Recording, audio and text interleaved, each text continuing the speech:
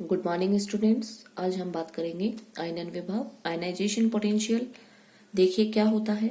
आयनन विभव किसी विलगित गैसीय परमाणु के संयोजी कोश में एक इलेक्ट्रॉन को निकालने के लिए, ऐसे बोल सकती हूँ मैं, मान लीजिए अक्स है और अक्स है विलगित गैसीय परमाणु, और इस विलगित गैसीय परमाणु के संयोजी कोश में से एक इलेक्ट्रॉन निकालने के लिए जितनी ऊर्जा की आवश्यकता होती है उसी को अपन आईपी बोलते हैं। क्लियर? दोबारा सुन लें। विलगित गैसीय परमाणु के संयोजी कोश में से एक इलेक्ट्रॉन को निकालने के लिए जितनी ऊर्जा चाहिए उसी को मैं बोलती हूँ आईपी, आयनन विभव। और जब इलेक्ट्रॉन निकल जाएगा तो ये अपना क्या बन जाएगा? धन आयन। अब चूंकि मैंने एक इलेक्ट्रॉन निकाला है इसलिए मैंने इसको क्या लिखा है? IP first. अब मान लीजिए ये गैस विलगित गैसीय परमाणु था, दूसरा मुझे इलेक्ट्रॉन निकालना है इसमें से। तो जैसे ही आप दूसरा इलेक्ट्रॉन निकालोगे Ip2, और ये बोलो क्या बन जाएगा? 2+, और यहां से क्या निकल जाएगा? इलेक्ट्रॉन। अगर और इलेक्ट्रॉन निकालना है तो देखिए इसको अपन क्या बोलेंगे? Ip3 इलेक्ट्रॉन निकलेगा और क्या बना देगा? ये। क्लियर? समझ गए होंगे आप लोग। और अब आप देखिए Ip first, Ip second and Ip third मैंने लिखा है। अपन को पता है जैसे ही इलेक्ट्रॉन निकलेगा यहाँ पे धनायन बनेगा। अब धनायन की साइज अपन को पता है छोटी होती है, और छोटी साइज में से आप फिर इलेक्ट्रॉन निकालोगे तो अपन को ऊर्जा ज्यादा देनी पड़ेगी। तो Ip2 का मान Ip फर्स्ट से क्या होगा? ज्यादा। इसी प्रकार यहाँ पे देखिए धनायन बना, इसकी साइज इससे भी छोटी हुई क्योंकि यहाँ पे कितने इलेक्ट्रॉन निकल गए? 2। और भी साइज छोटी होने की वजह से आप अगर इलेक्ट्रॉन निकालोगे तो आपको और ज्यादा एनर्जी देनी पड़ेगी।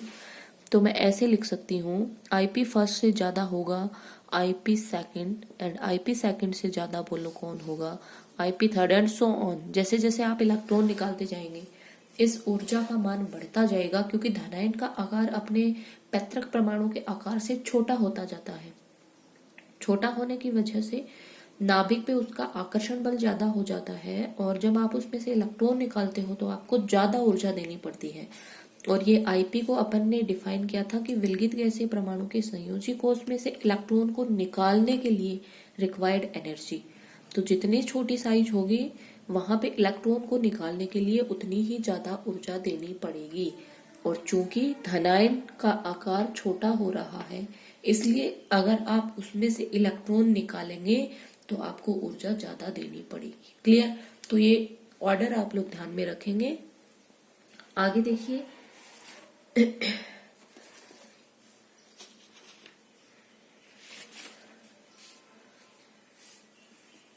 आयनन ऊर्जा को प्रभावित करने वाले कारक कौन कौन से हैं? सबसे पहले देखिए आता है साइज, और साइज को अपन को पता है Ip इनवर्सली प्रोपोर्शनल है साइज के। जितनी छोटी साइज होगी Ip का मान उतना ही ज्यादा होगा, या रिवर्स भी हो सकता है, जितनी बड़ी साइज होगी Ip का मान उतना ही कम होगा। और पीरियोडिक टेबल में अपन को पता है बाएं से दाएं जब आप चलते हो तो साइज का मान घटता है, और ऊपर से नीचे साइज का मान बोलो क्या होता है? बढ़ता है। तो अगर बाएं से दाएं आवर्त में साइज का मान घटेगा तो Ip का मान बोलो बढ़ेगा, और यहाँ पे Ip का मान घटेगा। क्लियर? और इसीलिए देखो अपन बोलते हैं कि सोडियम जो है, सोडियम, और इधर मैं लिख लेती हूँ फ्लोरीन। क्लियर? लिथियम। लिथियम से जब आप फ्लोरीन की तरफ चलते हो तो साइज छोटा होता जाता है, Ip की वैल्यू सबसे ज्यादा, और यहाँ पे लिथियम में से इलेक्ट्रॉन निकालना इजी, क्योंकि इसके लिए आईपी की वैल्यू क्या होती है, कम। इसीलिए ये फटाफट जो क्षार धातु होती है, पीरियोडिक टेबल में इधर की तरफ क्षार धातुएं होती है, अपन को पता है सबसे पहले हाइड्रोजन, लिथियम, सोडियम, इनको अपन क्षार धातु बोलते हैं। तो ये क्षार धातुओं के आईपी की वैल्यू कम होने की वजह से फटाफट इलेक्ट्रॉन लूज करती हैं, और इलेक्ट्रॉन लूज करके कौन से गुण प्रदर्शित करती हैं, धन विद्युतीय गुण। क्लियर। और यहाँ पे देखिए हैलोजेंस जो होते हैं उनके आईपी की वैल्यू बहुत ज्यादा होती है। आप इलेक्ट्रॉन निकाल तो नहीं सकते, लेकिन आप को इलेक्ट्रॉन दे सकते हैं, तो इसलिए इनका इलेक्ट्रॉन लेने की प्रवृत्ति ज्यादा, ऋण विद्युतीय गुण ज्यादा होते हैं, जिनके बारे में अपन बाद में बात करेंगे। क्लियर। ये तो हुआ साइज। आगे देखिए स्क्रीनिंग कांस्टेंट, आवरण या परिरक्षण। दूसरा है परिरक्षण प्रभाव। शील्डिंग इफेक्ट का देखिए क्या, आवरण या परिरक्षण प्रभाव का देखिए क्या फर्क पड़ता है। परिरक्षण प्रभाव,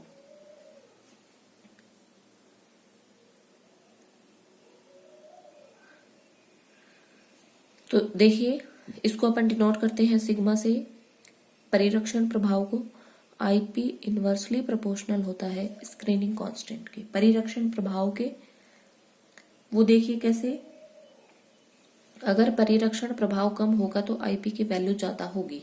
परिरक्षण प्रभाव अपन ने कहा था अंदर के इलेक्ट्रॉन जो होते हैं वो बाह्य इलेक्ट्रॉन को नाभिक के आकर्षण बल से परिरक्षित करते हैं, जिसकी वजह से नाभिक का आकर्षण बल इस इलेक्ट्रॉन पे नहीं पहुंच पाता जितना पहुंचना चाहिए।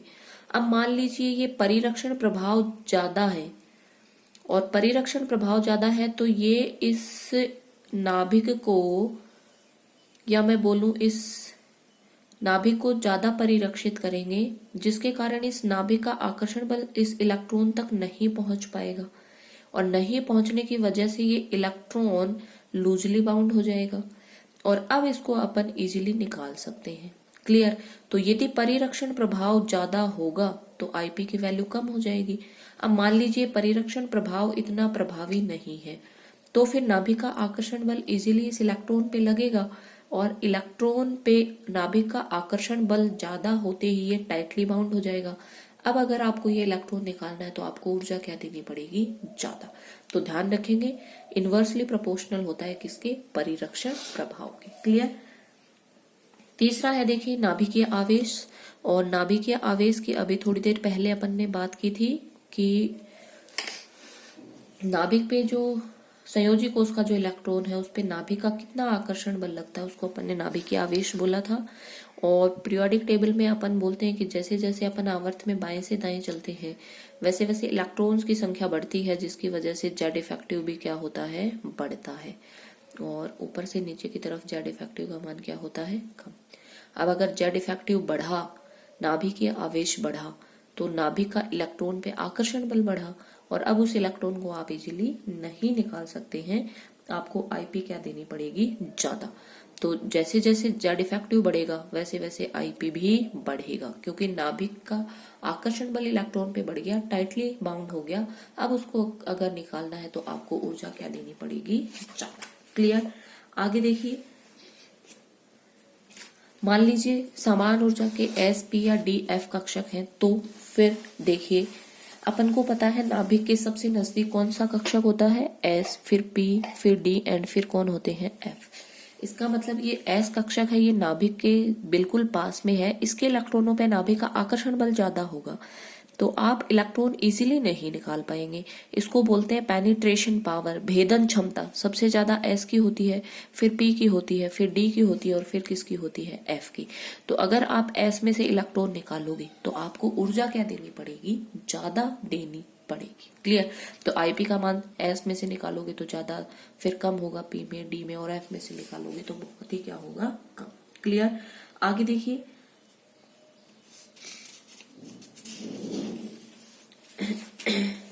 इलेक्ट्रॉनिक विन्यास देखिए कैसे, मैं लिख लेती हूँ, lithium, beryllium, boron, carbon, nitrogen, oxygen, fluorine. Clear.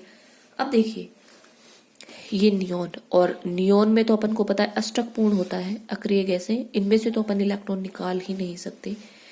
अब यहाँ पे देखिए लिथियम का इलेक्ट्रॉनिक विन्यास होता है 1s2 2s1।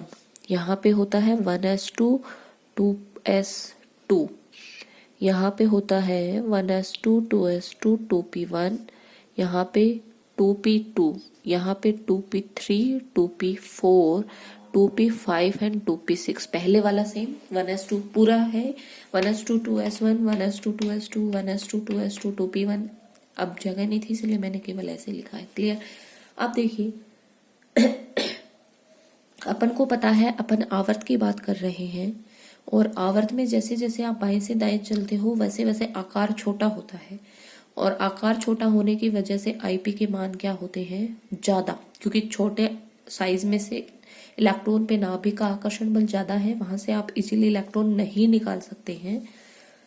लेकिन फिर भी कुछ अपने हिसाब से ये ऑर्डर होना चाहिए। ये लिथियम, देन किसका, beryllium, boron, carbon, nitrogen, oxygen, fluorine and neon. अपने हिसाब से ये ऑर्डर होना चाहिए, लेकिन ये ऑर्डर नहीं होता है। अब क्यों नहीं होता है, देखिए इलेक्ट्रॉनिक विन्यास के द्वारा यही अपन समझने की कोशिश करते हैं। ये वेरिएशन दो जगह आता है, बेरिलियम बोरोन और नाइट्रोजन और ऑक्सीजन में।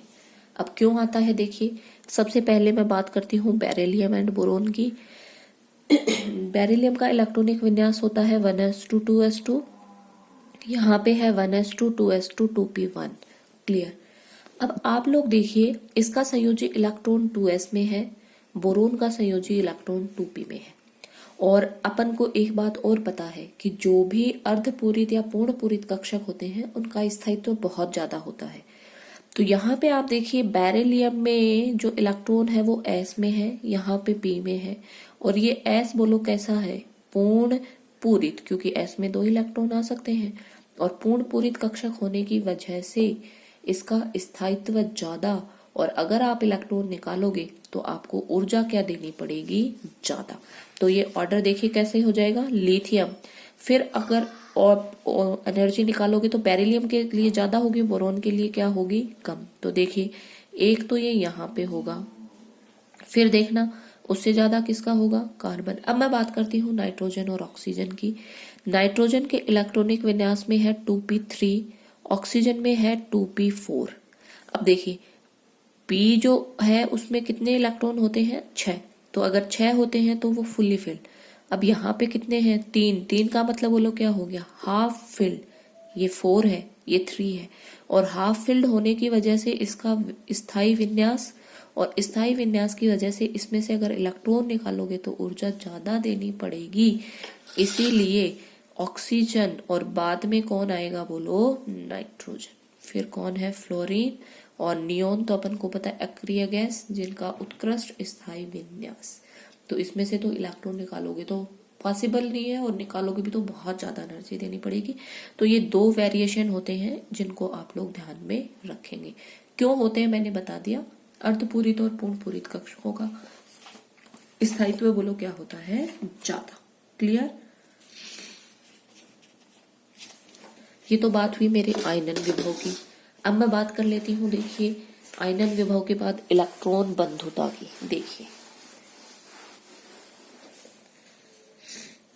इलेक्ट्रॉन बंधुता,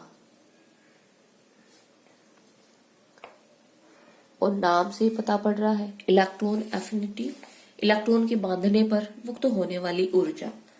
अब देखिए ध्यान रखेंगे आप, विलगित गैसीय परमाणु लिया है मैंने, इसमें एक इलेक्ट्रॉन अपन को जोड़ना है, जस्ट उल्टा हो गया आयनन विभव का। और जब आप जोड़ोगे तो ऊर्जा निकलेगी, उस निकलने वाली ऊर्जा को इलेक्ट्रॉन एफिनिटी बोलते हैं, इलेक्ट्रॉन बंधुता बोलते हैं, और ये किस में कन्वर्ट हो जाएगा, ऋण आयन में।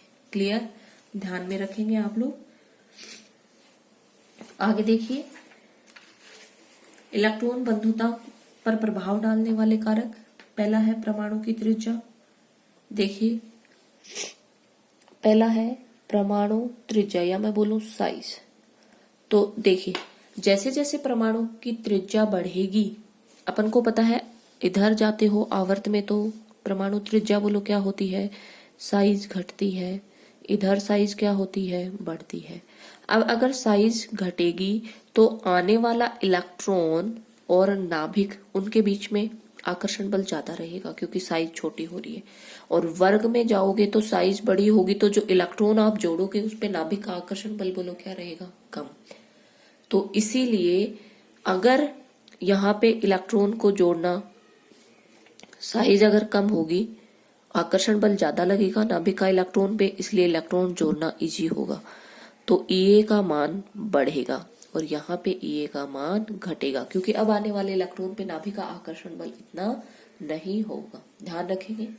दूसरा देखिए, प्रभावी नाभिकीय आवेश, बात कर लेते हैं जेड इफेक्टिव। अपन को पता है जैसे जैसे आप आवर्त में बाएं से दाएं चलते हैं प्रभावी नाभिकीय आवेश बढ़ेगा। प्रभावी नाभिकीय आवेश बढ़ेगा तो इलेक्ट्रॉन पे नाभिक का आकर्षण बल बढ़ गया, इसका मतलब इलेक्ट्रॉन जोड़ना कैसा रहेगा, इजी। तो Ea का मान भी क्या होगा, बढ़ेगा। आगे देखें, परिरक्षण प्रभाव। अगर परिरक्षण प्रभाव बढ़ेगा तो देखिए, परिरक्षण प्रभाव सिग्मा लिख देती हूं। अगर परिरक्षण प्रभाव बढ़ेगा तो इलेक्ट्रॉन जो अपन जोड़ेंगे उस पे नाभिक का आकर्षण बल कम हो जाएगा और इजीली नाभिक उस इलेक्ट्रॉन तक नहीं पहुंच पाएगा, इसलिए Ea का मान क्या हो जाएगा, कम। तो ध्यान रखेंगे साइज के कैसा होता है, इनवर्सली प्रोपोर्शनल। अगर साइज का मान कम होगा तो Ea का मान बढ़ेगा। जेड इफेक्टिव के डायरेक्टली प्रोपोर्शनल होता है, जेड इफेक्टिव बढ़ेगा Ea भी बढ़ेगा क्योंकि साइज का मान घटेगा। स्क्रीनिंग परिरक्षण प्रभाव बढ़ेगा तो Ea का मान घटेगा। अब आगे देखिए, बात कर लेती हूं मैं इलेक्ट्रॉनिक विन्यास, जो इम्पोर्टेंट है। देखिए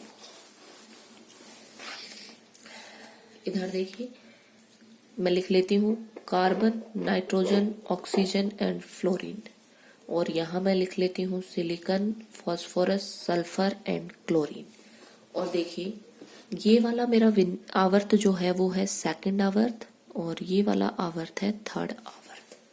अब अपन ने कहा था वर्ग में जैसे जैसे अपन ऊपर से नीचे जाते हैं वैसे वैसे साइज का मान बढ़ता है, तो Ea का मान घटना चाहिए, पर ऐसा नहीं होता है। देखिए सबसे पहले मैं बात करती हूँ स्थायी विन्यास। अगर मान लीजिए आप स्थायी विन्यास में इलेक्ट्रॉन जोड़ते हैं तो उसका स्टेबिलिटी गड़बड़ हो जाता है, इसलिए स्थायी विन्यास अगर होगा और उसमें आप जबरदस्ती इलेक्ट्रॉन जोड़ोगे तो इलेक्ट्रॉन एफिनिटी का मान कम होगा, ध्यान रखेंगे। क्योंकि अब स्थायी विन्यास ऑलरेडी है और उसको आप लोग क्या कर रहे हैं, डिस्टर्ब कर रहे हैं। क्लियर। देखिए अब मैं बात करती हूँ सेकंड और थर्ड आवर्त। अपने हिसाब से तो क्लोरीन का Ea का मान कम होना चाहिए, क्योंकि वर्ग में ऊपर से नीचे जाते हैं तो Ea का मान कम होता है, लेकिन ऐसा नहीं होता है। वो इसलिए क्योंकि अपन को पता है इस क्लोरीन की साइज है थोड़ी बड़ी और फ्लोरीन की साइज है छोटी। ये फ्लोरीन है और ये क्लोरीन। अब देखिए फ्लोरीन में 7 इलेक्ट्रॉन बैठे हैं संयोजी कोष में। अब आने वाला जो इलेक्ट्रॉन है वो देखना आके क्या इजीली बैठ सकता है क्या, ऑलरेडी ये सारे 7 बैठे, साइज भी छोटी है तो इनमें धक्का मुक्की ज्यादा होती है। लेकिन जो मेरा क्लोरीन है उसकी साइज बड़ी है, इजीली आप यहाँ पे इलेक्ट्रॉन को बिठा सकते हैं क्या, यस। यहाँ पे थोड़ी धक्का मुक्की क्या हो जाएगी, कम हो जाएगी। तो ध्यान रखेंगे ऑलवेज जो थर्ड आवर्त है उसके आईपी की वैल्यू सेकंड आवर्त के आईपी की वैल्यू से Ea की वैल्यू से ज्यादा होती है। ये वाली बात आपको ध्यान में रखनी है। क्लियर। कैसे ज्यादा होती है मैंने समझाया, होनी चाहिए थी कम लेकिन फिर भी ज्यादा होती है, क्योंकि यहाँ पे साइज छोटी होने की वजह से इलेक्ट्रॉन इजीली अकोमोडेट नहीं कर पाते हैं, लेकिन क्लोरीन की साइज थोड़ी बड़ी होने की वजह से इजीली अकोमोडेट हो जाते हैं इलेक्ट्रॉन, इसीलिए थर्ड आवर्त की जो आईपी वैल्यू होती है Ea की वैल्यू होती है वो सेकंड से ज्यादा।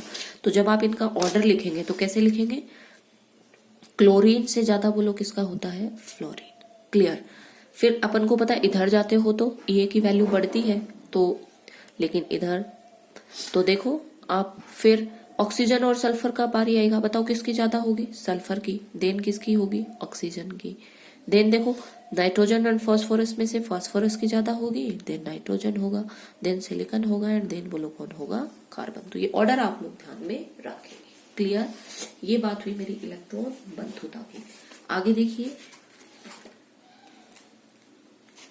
अपने जो शून्य समूह वाले होते हैं उनकी इलेक्ट्रॉन बंधुता का मान कम होता है, वो मैंने आपको बता दिया क्यों होता है, क्योंकि उनका स्थायी अष्टक विन्यास होता है। अगर आप इलेक्ट्रॉन जोड़ोगे तो उनकी स्टेबिलिटी बोलो क्या हो जाएगी, डिस्टर्ब हो जाएगी। ये हुई इलेक्ट्रॉन बंधुता। अब मैं बात कर लेती हूँ विद्युत ऋणता। क्लियर, देखिए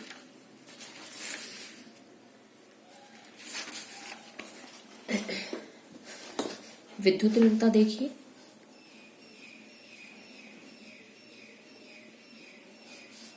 इलेक्ट्रॉन नेगेटिविटी और विद्युत ऋणता होती है, मान लीजिए दो कोई भी परमाणु है, ये बंध के द्वारा जुड़े हुए हैं। अगर दोनों की विद्युत ऋणता समान है तो दोनों इलेक्ट्रॉन बीच में रहते हैं। लेकिन अगर दोनों की विद्युत ऋणता अलग अलग है, यहां मैं ए कर देती हूं। अब इसकी विद्युत ऋणता मान लीजिए बी की विद्युत ऋणता बी जो है उसकी विद्युत ऋणता ए से ज्यादा है, तो बी बंध के इलेक्ट्रॉन को अपनी ओर खींच लेता है। तो बंध के इलेक्ट्रॉन को अपनी ओर खींचने की जो प्रवृत्ति होती है उसी को अपन बोलते हैं विद्युत ऋणता। और इसी वजह से यहाँ पे होगा पार्शियली नेगेटिव, यहाँ पे होगा पार्शियली पॉजिटिव। क्लियर, तो ये है विद्युत ऋणता की बंध के जो इलेक्ट्रॉन है उनको अपनी ओर आकर्षित करने की प्रवृत्ति।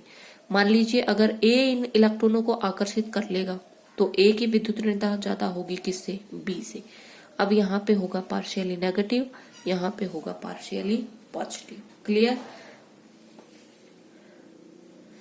अब इस विद्युत ऋणता का निर्धारण देखिए किस प्रकार से करते हैं। विद्युत ऋणता का निर्धारण किया जाता है पॉलिंग विधि के द्वारा और मूल्यांकन विधि के द्वारा। देखिए, और ऑलरेड एंड रेशो विधि। सबसे पहले मैं बात करती हूँ पॉलिंग के अनुसार विद्युत ऋणता कैसे निकालते हैं। पॉलिंग के अनुसार निकालते हैं, विद्युत ऋणता बराबर होती है, याद रखेंगे सीधे सीधे 208 अंडर रूट डेल्टा। अब ये डेल्टा देखिए कैसे निकालते हैं। डेल्टा बराबर होता है ई ए बी, जो बंध बना उनकी ऊर्जा, माइनस देखिए under root of E A minus E B B. ऐसे ये जब बंध बना उसकी ऊर्जा, ये अकेले ए की ऊर्जा, ये बी की ऊर्जा, और इसका अंडर रूट करके जब आप निकालेंगे तो अपने पास में क्या निकलेगा, डेल्टा। और इस डेल्टा को जब आप पॉलिंग के फॉर्मूला में निकलेंगे तो अपने पास में क्या आ जाएगी, विद्युत ऋणता। ठीक है, दूसरा देखिए मूल्यांकन। मूल्यांकन विधि के द्वारा कैसे निकालते हैं, IP ionization potential plus electron affinity divided by क्या कर देना है 2, तो अपने पास में बोलो क्या आ जाएगी, विद्युत ऋणता। और एक है ऑलरेड एंड रोसो विधि। देखें, ऑलरेड तथा रोसो विधि, इसके द्वारा देखिए कैसे निकालते हैं। इसके द्वारा निकालते हैं विद्युत ऋणता बराबर होती है 0.359 Z effective upon R square plus 0.744। ये सीधे सीधे आपको फॉर्मूला ध्यान में रख लेना है। जेड इफेक्टिव होता है प्रभावी नाभिकीय आवेश, और आर यहाँ पे क्या है, परमाणु की सहसंयोजी त्रिज्या। क्लियर, अब इसको प्रभावित करने वाले कारक देखिए क्या क्या है विद्युत ऋणता को। सबसे पहले तो है परमाणुवीय त्रिज्या। तो परमाणुवीय त्रिज्या में देखें, परमाणु का आकार छोटा होगा तो आवंटित इलेक्ट्रॉन युग्म को अपनी ओर आकर्षित करने की प्रवृत्ति बढ़ेगी। तो देखिए, जैसे जैसे आप आवर्त सारणी में बाईं तरफ चलेंगे साइज का मान क्या होता है, घटता है। तो विद्युत ऋणता का मान बढ़ता है, क्योंकि साइज छोटी होगी तो इलेक्ट्रॉन को अपनी ओर आकर्षित क्या करेंगे, ज्यादा। ऑक्सीकरण अवस्था देखें। ऑक्सीकरण अवस्था है कि अगर मान लीजिए किसी परमाणु का धनात्मक मान बढ़ा, इसका मतलब उसके पास इलेक्ट्रॉनों की क्या हो गई, कमी। और इलेक्ट्रॉनों की कमी होगी तो वो इलेक्ट्रॉन खींचने की प्रवृत्ति क्या रखेगा, ज्यादा। तो मैं ऐसे लिख सकती हूँ कि Fe+3 है मान लीजिए, तो उसकी ऑक्सीडेशन अवस्था +3। इसका मतलब इसके पास इलेक्ट्रॉनों की कमी ज्यादा, बंध के इलेक्ट्रॉन को अपनी ओर ज्यादा खींचेगा। तो जितना ज्यादा धनावेश होगा विद्युत ऋणता का मान उतना ही ज्यादा होगा। संकरण देखिए, संकरण है sp, sp2 एंड sp3। तो संकरण के लिए आप ध्यान रखेंगे %s कैरेक्टर जितने ज्यादा होंगे विद्युत ऋणता का मान उतना ही क्या होगा, ज्यादा। तो यहाँ पे अपन को पता है ट्रिपल बॉन्ड, यहाँ पे डबल बॉन्ड और यहाँ पे सिंगल बॉन्ड। तो विद्युत ऋणता किसकी ज्यादा होगी? ट्रिपल बॉन्ड की। क्लियर? तो ये कुछ पीरियोडिक प्रॉपर्टीज थी जो आवर्त के साथ, वर्ग के साथ किस प्रकार परिवर्तित होती हैं, इनको आप लोग ध्यान में रखेंगे। Thank you.